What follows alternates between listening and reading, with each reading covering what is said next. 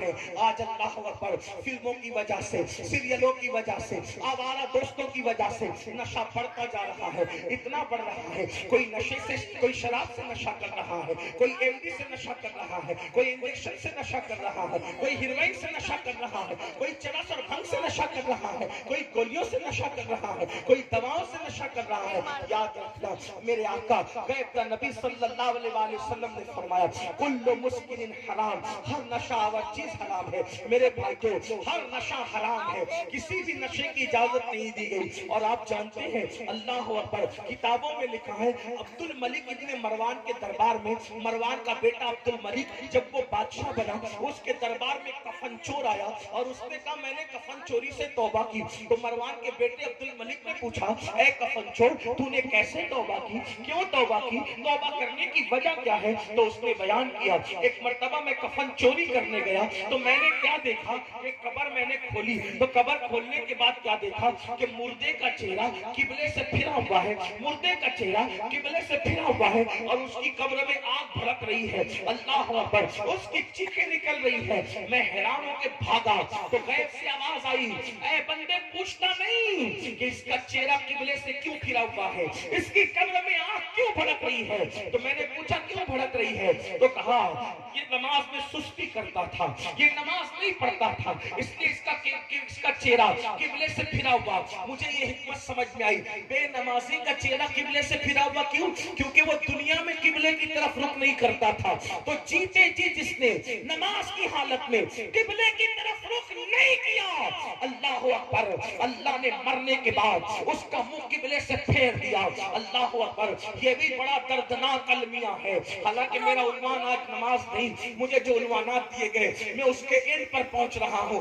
لیکن اتنا ضرور کہوں گا آج بڑے افسوس کی بات فیس بک، واٹس ایپ، یوٹیوب کے لیے، دوستوں کے لیے، سب کے لیے وقت ہے، اگر وقت نہیں ہے تو میرے اللہ کے لیے وقت نہیں ہے۔ اے میرے آقا صلی اللہ علیہ وسلم کے دیوانوں یاد رکھو کس منہ سے کہتے ہو کہ نبی کے نام پہ جان دے دیں گے، کس منہ سے کہتے ہو نبی کے نام پہ سب قربان کر دیں گے۔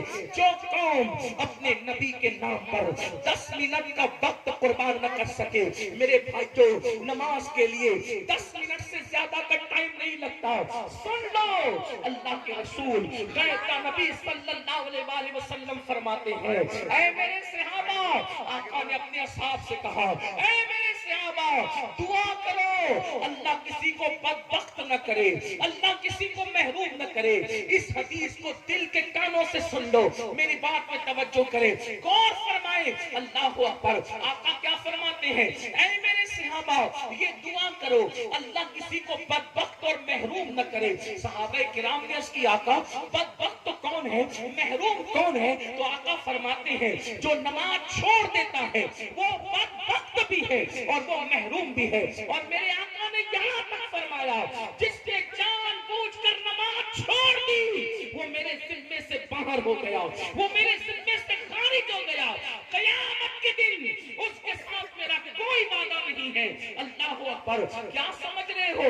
آقا کریم صلی اللہ علیہ وآلہ وسلم نے یہاں تک ارشاد فرمایا جس نے نماز چھوڑ دی اللہ اس کے کسی عمل کو قبول نہیں کرے گا۔ اللہ اکبر اے مسجدوں کو ویران کرنے والوں صرف 10 منٹ کا ٹائم ہے، تم جان دینے کی بات کرتے ہو میرے بھائیو، یقیناً تم سچے ہو، لیکن نماز کی اہمیت سمجھ لو۔ پورے قرآن میں کم و بیش 700 مرتبہ اللہ نے نماز کا حکم دیا۔ اور قرۃ العیون کے اندر فقیہ ابو اللیث ایک حدیث لکھتے ہیں، اس کو سن لیں،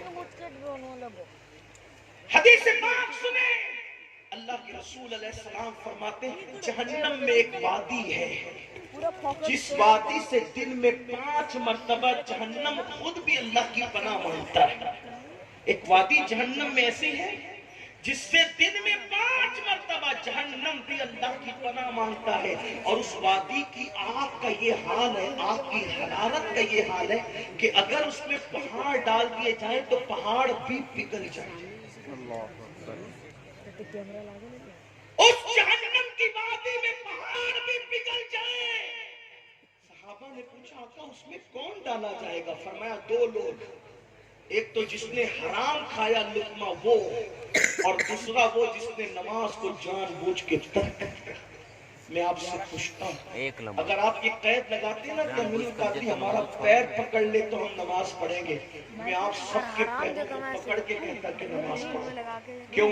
اس کی وجہ یہ ہے میرے عزیز، اتنے کمزور ہیں ہم کہ مچھر کا ڈنک ہم سے برداشت نہیں ہوتا، اتنے کمزور ہیں ہم کہ مکھی کا ڈنک ہم سے برداشت نہیں ہوتا، اتنے کمزور ہیں ہم کہ ہم سے سردی اور گرمی برداشت نہیں ہوتی۔